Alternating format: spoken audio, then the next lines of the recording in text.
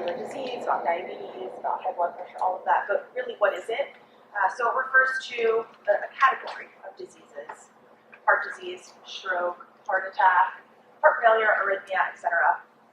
And it is the #1 cause of death in the United States, and 1 in 3 people have cardiovascular disease. So maybe you, maybe somebody close to you in your life probably has cardiovascular disease.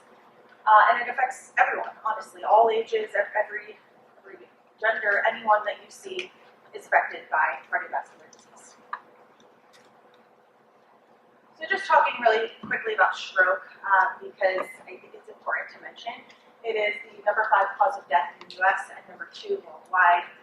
2 different types of strokes. I won't bore you too much with the science, but the most common are ischemic strokes. And essentially a stroke is just an interruption of blood flow to your brain. And without that oxygen-rich blood to your brain, those brain cells die. So that's why it is very important and crucial that in the event of a stroke, you act, as we say, fast. So the 4 signs of a stroke that are important to know, and that if you see either yourself or somebody in your life close to you, get them to the ER as soon as possible. The first one is face drooping. So if you ask them to make a smile, their face doesn't look like right or how it usually looks, that could be a sign. Arm weakness, asking them to hold out their arms. If one arm is kind of drooping, that could be a sign. Speech difficulty, ask them to repeat a simple sentence like, today is Tuesday. If that doesn't come out quite right, garbled, that could also be a symptom or a sign of a stroke. And then if you see any of those or any combination of those, that means T, time to call 911. Again, the longer you wait, the more of those blood cells die, and the longer the effects will be of that stroke. The next thing I wanted to mention is cardiac arrest versus heart attack. They're often used interchangeably, but they are very different. Cardiac arrest, many people may have seen DeMar Hamlin, the football player for the Buffalo Bills, who collapsed on the field last January. He suffered a cardiac arrest. If you saw that happen either in real time or after the fact, he went down like this, like a sack of potatoes. And that is because a cardiac arrest is an electrical malfunction within your heart. It happens unexpectedly. It can happen, obviously, to anyone of any age, of any health status. And in the event of a cardiac arrest emergency, the person will be unconscious and go down within 10 seconds, and it is imperative that CPR is done as soon as possible. That's something that we at the American Heart Association are trying to build a nation of lifesavers so that, God forbid, if anything happened to anyone in this room, I don't know that who of us are medical professionals and CPR certified, but we're really trying to make it so that anyone can do CPR at any time, because you really never know when it's going to happen. And then a heart attack is a circulation issue within the heart, and there's a variety of signs and symptoms. Probably maybe you've seen like on television, someone clutching their chest and going down. Yeah, that happens, but there is definitely some chest tightness, pain, nausea maybe that they'll experience, but you will know when somebody is having a cardiac arrest because they will be unconscious. With a heart attack, the symptoms may last a little bit longer, so it may not be immediate. And then something I also wanted to mention is that heart attacks in women, the signs and symptoms look a little bit different in women versus men, and I think it's important to highlight this. So women may also have, similar to men, the chest discomfort, pain, tightness, etc., but it may not be the primary symptom, right? So women may instead have indigestion, dizziness, jaw pain, neck pain, back pain. We get all the good stuff, right, ladies? So just something to note that if you are experiencing any of these things, don't explain it away, right? I think all of us, as the selfless people that we are, we put our hearts into our work, but sometimes we don't think about ourselves, right? You're trying to explain it away and say, oh, I have work, I have to go do this, I can't go to the doctor, I can't stop, I can't slow down. But if, for example, your neck is hurting, why would my neck be hurting, right? I have no reason why my neck would be hurting. Maybe my chest feels a little bit tight. Go get it checked out because you don't want to wait too long. The last thing, we talked a lot about hypertension, but it's important to note this.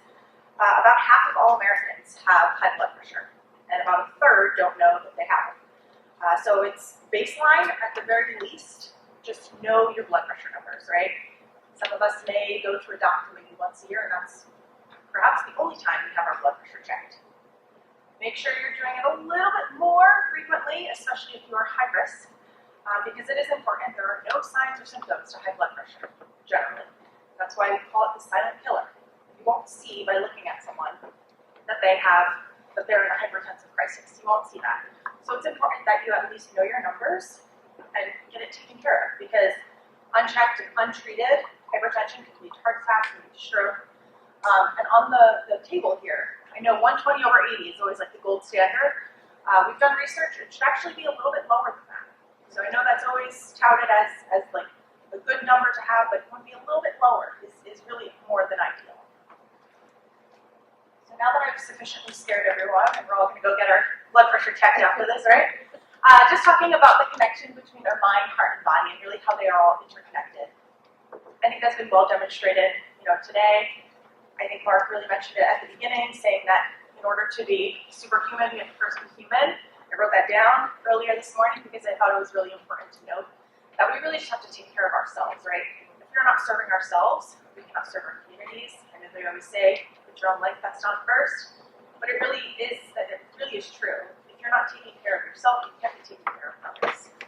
And also just mentioning workplace stress. I know, you're probably no strangers to workplace stress, but it is as harmful to you as secondhand smoke. Workplace stress is as harmful to you as secondhand smoke. So that's pretty bad, right? That's not a good statistic. And work stressors that I'm sure you're all familiar with, like long hours, like high job demands, I'm sure preaching to the choir here, they increase your risk for cardiovascular disease, for diabetes, for high blood pressure, obesity, and depression. So it's important that you really take care of yourself because it really can make the difference.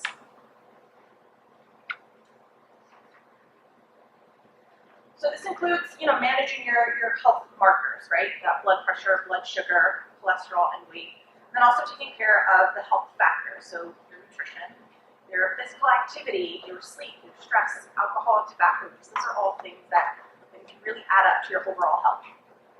And it can cause a domino effect. So if you are depressed, for example, it can lead to poor diet, it can lead to less exercise, and then that, can increase your risk of cardiovascular disease. So it really all does come into effect and play into your overall health. But the flip side of that is that you can have a positive chain reaction. So if you are, maybe getting a little extra sleep, maybe moving a little bit more in your day, that can really increase your happiness, your mood, and that can just improve your overall health. So up to 80% of doctor's visits are for conditions related to stress. 80%. That's a pretty big number, I think. And daily stress, like I said, increases your risk for cardiovascular disease. So it is important to take care of yourself. Exercise, we all know it's good for you, right? But the one thing I will say is that exercise, I know probably a lot of us, when I say, you need to work out more, right? You're thinking, I need to go start running, I need to go lift weights. That's good, yes, but it could be doing yard work. It could be playing on the playground with your kid or your grandkid or your niece or whoever. It could be vacuuming, right? We probably all have to vacuum. So it could be simple things that you're already doing in your day that count, right? That count as physical activity. And I know, I'm sure a lot of us are up on our feet. That all adds up too. So just keeping in mind that it doesn't always have to be going to the gym, lifting weights. If you hate that, don't do it. Find something that you enjoy. Fueling a good mood. Again, I'm sure I'm preaching to the choir about how important it is to eat healthy. Obviously, more fruits and vegetables, more lean proteins, omega-3 fatty acids. I think everyone kind of knows the benefits of healthy food. And although you know the benefits when you're speaking maybe to your community, maybe you're not always doing that for yourself, right? So make sure you're taking care of yourself first. Sleep. I think sleep is something that we added to what we call life's essential 8. So those are the 8 kind of health factors and health markers that can lead to longer, healthier lives. And sleep was recently added because we've seen just how important it is for our overall health and really what it can do. It can strengthen our immune system. You feel better, right, when you've had a good night of sleep. You're more alert, more awake, etc. So just making sure that you are, getting enough sleep. And easier said than done, especially if you're waking up at 3, 4 in the morning. But trying to get a little extra sleep if you can, if you need it, and you'll know, your body knows when you need that sleep.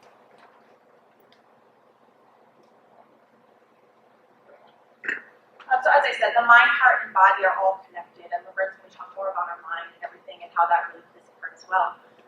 But small changes can make a big difference. And I forget who it was that said it earlier today. You don't need to overhaul your life, right? You don't need to cut out all your favorite foods or unhealthy foods, start going to the gym, and sleep 10 hours a night, and never stress about anything ever, because that's not realistic, right? Little steps, they add up. That domino effect, that really does add up. It doesn't have to be in the negative, it can be that positive domino effect. So the last slide here is just kind of urging you all to pick something to start with, right? Like I said, maybe it's getting a little bit more activity in whatever way that works for you and for your body. Maybe it's getting a little bit healthier food than you normally do if you can. A little extra sleep. Maybe it's meditation or yoga or journaling or something that can decrease your stress levels, because as I've said, they really do play a long-term significant impact on your health, overall health. And so the last slide here is just the QR code. Brings you to a ton of resources. Our website, heart.org. We have tons and tons of resources for you, for everyone in your life. So I just really urge you to take a look at that. Thank you. I am the founder and former director of the PUES program. PUES stands for Promoting Emotional Wellness and Spirituality. And I have been for the last almost 40 years been blending together the behavioral sciences with theology. I'm sitting in churches all my life listening to people get messed up in the pulpit. Now, what does she mean by that? She said the good deacon. Well, I'll tell you what I mean by that. Come to the altar. Let's fast and pray. Let me lay some hands on you. Boo-boo, if you hear voices, you need medication and a pill. What? And a prayer. Come on. So, keeping it real. Because I know there's no shame in my game. Back in the day, we wasn't talking about mental illness, all right? And if we did talk about it, it was at home. And if you were a person of color, you didn't tell your business. And there was not a lot of persons who looked like me who was in this field at that point. And it's still not a lot. What we need more. And so, when I hear clergy telling people that they should read their word more or they should pray harder, I knew that I needed to be able to do something about that. And that is to let people know, if you have a spiritual background, you are not compromising the God that you serve by going to see a psychiatrist or a psychologist. So having said that, I don't even know if I'm going to use my PowerPoint because I'm that good. I am just that good. So, a quick question. What kind of language did you hear about persons who have mental illness? What did they say about it? Crazy. What else? Come on. Mad. Sorry? Mad person. Mad person. Oh, you being nice. What else? Looney Tunes. Looney Tunes. There you go. Come on, another one. Confused. Confused. Well, that's cute. Out of their mind. Out of their mind. Elevator don't go to the top. 2 cans short of a 6-pack. Come on, y'all. We know what we said, right? Okay. So then you wonder why people don't want help. But let me ask this question. What would you say about someone, how would you describe someone who had cancer? Sick. They're sick. What else? Got a disease. Yeah. They have a disease. What else? Surviving fighter. They're a survivor. They're a fighter. What a warrior. Why do we have such nice words for cancer and such derogatory language for persons with a mental illness? So until we start changing that language and making people feel okay to get the help that they need, because nobody wants to be labeled crazy. Think about it. How many times did you hear somebody say, uh-oh, here comes a nut? You don't hear anybody saying, oh my goodness, here comes diabetes. You don't hear that. So we need to change it. People are more than their disease. It's first-person language. It's a person with mental illness or a person with bipolar disorder, not a bipolar person. So we got that? So going forward, always think the person comes first. They're not their disease. Okay, I gave you that for free. I'm going to charge you for the next one. So, now that I have that, get the mental illness because I'm going to keep you awake, keep you out of here, and get you out of here on time. It's a mental illness. It can be caused by a chemical imbalance. Could be situational factors such as COVID-19, child abuse. Could be a combination of anything. So, I want you to watch this quick 1.5 minute video, and let's just see your thoughts. Okay.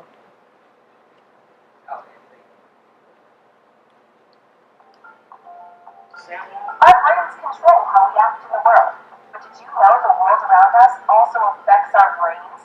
Our genes, environment, and social interactions all work together to shape the way our brains develop. Sometimes these factors combine in ways that create unhealthy thoughts or feelings. Over time, these unhealthy thoughts and feelings become so unmanageable that we need outside support to get better. 50% of people will develop at least one mental health condition during their lifetime, and half of those people will develop a mental health condition by age 14. Unfortunately, it takes about 10 years for people to get the treatment they need. We don't wait to treat health problems like heart disease or cancer until stage 4. We shouldn't wait to take care of our mental health. The right early treatment can change lives, reducing school dropout rates, hospitalization, incarceration, and unemployment. Imagine what the world would look like if we all got the help we needed when we first started showing the early warning signs. Start the conversation before stage 4. Visit mentalhealthamerica.net to get informed, take an online screening, and better understand your own mental health. Now, I don't know how well you can hear that, but did anything jump out at you? Stage 4. Stage 4. Stage 4, go ahead. Same thing. Stage 4. Yeah. You don't wait till the last minute, right? Anything else? Yes. That on average, it takes 10 years for someone to first find help. Absolutely. Now, you wouldn't walk around with a broken arm for 10 years and say, you know what, my arm doesn't feel right. Let me go to the doctor. So why do we wait so long? Because it's the stigma involved. We have not talked about. When you think about HIV and AIDS, people were not going to doctors, or they wasn't going to people's funerals. They wasn't visiting people in the hospital, and you certainly wasn't going to get a hug. And it wasn't that long ago. But people are afraid of what they don't understand. So it's about education. So when we're talking about a person who has some, I like to say, emotional challenges as opposed to mental illness, because sometimes people only vision of what they heard of someone in the media, which is normally the worst heinous crime you can commit. That's what they sensationalize. That is not the average person. The average person who has emotional challenges, they're 3 to 4 times more likely to be a victim of violence because of their illness. Okay. Don't make me preach up here because I'm going to $1 out the back door. Somebody got a collection basket back there? So if you learn nothing else today, a mental disorder, it's a diagnosable illness that what? Well, it affects the way you think. It disrupts the way you work or you carry out your daily activities or how you even engage in satisfying relationships. So if you, nothing else, the 4 L's, what does she mean by that?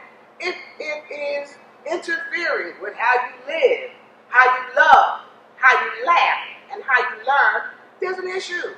Again, what's normal for you? Everybody's normal is different. You know, everybody's, you know, a lot of times you hear people say, well, you know, this is everybody's bottom. But, honey, sometimes everybody's bottom got a basement. What? So, if it interferes how you live, love, laugh, and learn, there could be a sign that there's some issues that you might need psychiatric help. I see I got your attention. I'm good. Okay. So what are some of these symptoms? Delusions, hallucination, loss of interest in activity, sometimes under worry and anxiety. These could be signs and symptoms of challenges. Who knows the difference between a sign and a symptom? Not a trick question, just a question. Who knows the difference between a sign and a symptom? Nobody? No takers? That's 3 oranges if you get it right. I'll try. A sign could be that you are not interested in activities, but a symptom could be maybe a physical ailment that you experience Bingo. because of it. A sign is what you see, Right. and the symptom is what you feel. Simple as that. Such as chronic sulcate, you have your head, weight loss again, overeating. Symptoms could be changes in sleep, problems with memory, fear, suspicion, and paranoia. So these are different. A sign is what you see, and a symptom is what you feel. I get this all the time. This is the down and dirty, okay? Well, how do I know if I'm depressed or if I have the blues? I'm so very glad you asked. Thank you. Depression is a real illness, and you might have multiple symptoms. Whereas when it's the blues, it could be a normal reaction. We all get the blues sometimes, or singular symptoms. Or if it's depression, it will probably persist. Maybe possible suicidal thoughts, ideations, and you probably will need specific medical or psychiatric treatment. Whereas with the blues, it's temporary. Life happens.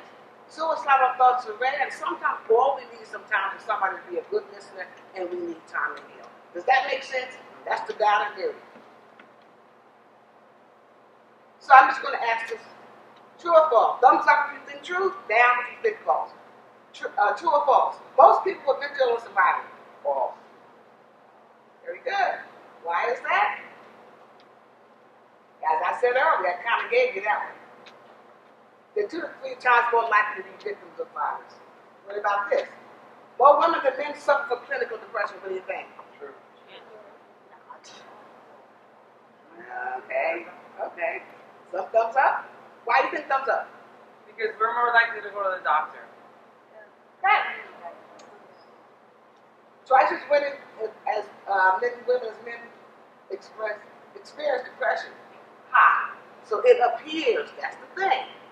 However, studies show that men are more likely to cope with their symptoms by losing emotional pain by turning to drugs and or alcohol. So are the symptoms there? Yes, as you said, that we will go to the doctor more, but they're there, but they're going to mask it. All right, we're moving. Cooking with gas over here. Dementia is a normal part of the aging process. What do you think? False. Anybody think true? I'm gonna. Well, so the bottom line is this. Does dementia happen? Absolutely. But it's not normal. It happens, yes. It's not part of the aging process. Just like not everybody hits up wearing glasses. My mom at 92 was sharp as a tack. She had some physical challenges, but she was sharp as a tack. She was in a nursing home for the last 4 years of her life, but she had her mind. But she was around the corner from my office, so I could see her every day, no problem.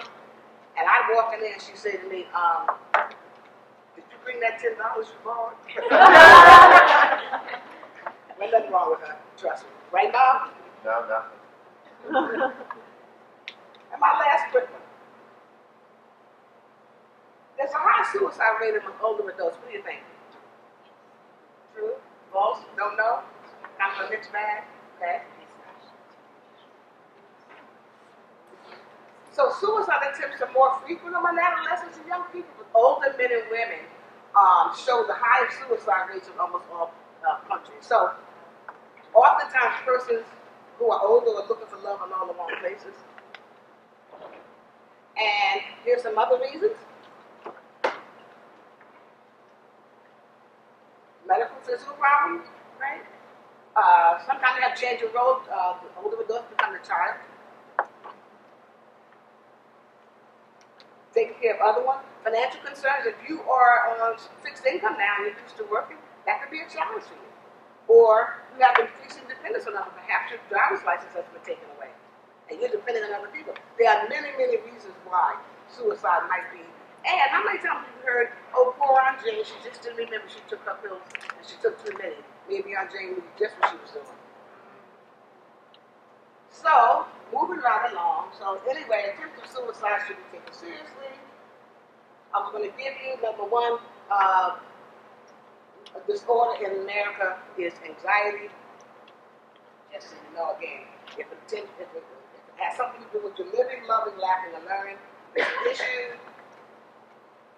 Some of the barriers to treatment. Why would somebody not go for treatment? Anybody? Money. Money? What else? Stigma. What else? Accessibility. Accessibility. Very good. Anything else? Insurance. Insurance? Okay. Not most of them. Bang, bang, boom. Next. And I said earlier, sometimes symptoms are often masked with abuse or other medical conditions. So sometimes it's often good to check with your medical doctor to rule out anything medical before sometimes going to a psychiatrist or a psychologist. And also, I got into this because I know people in particular communities of color rely on their religious communities to help solve problems, but if the clergy, psychology is about this much of the seminary curriculum, so again, I've heard people get messed up and blow up from the pulpit. So again, just knowing what you're talking about is helpful. And I love this. If I see mental health treatment, they're just going to give me some pills or take. Well, statistics say, how many times you went to the doctor, he told you to stay on here, he gave you antibiotics, stay on 5 days, by day 3 you start feeling better and you stop taking it. So, statistics, so don't use that one as an excuse. Oh, I have a great family and supportive friends, I don't need to talk to a professional. You listen to your girl and she more jacked up than you. Just saying. So you need to have a healthy balance, the 8 dimensions of wellness. And what is that? The emotional, financial, social, occupational, physical, intellectual, and environmental. When all 8 of these things are working together evenly with each other, that's when you're at your best. One of those things off kilter could find that you need some more help, or you should seek help. So just remember that when you're talking about resilience, when you look at the word of impossible, you can spread that out and say, I'm possible. And we all are. We just need to make sure we take care of ourselves. And again, as I think Toya said to others, these are airplane instructions that you need to use for your life. It tells you that if you're traveling with a small child, right, and you're on a plane, if the oxygen mask drops down, what are you supposed to do? Put on yourself first. Because you can't help anyone unless you're taking care of yourself first. And so think about how it applies to your life. Not in the plane, but outside of it. Because we should be conscious of about getting a checkup for the neck. You know, we talk about everything else, but there is no health without mental health. That's my time. You may clap for me now.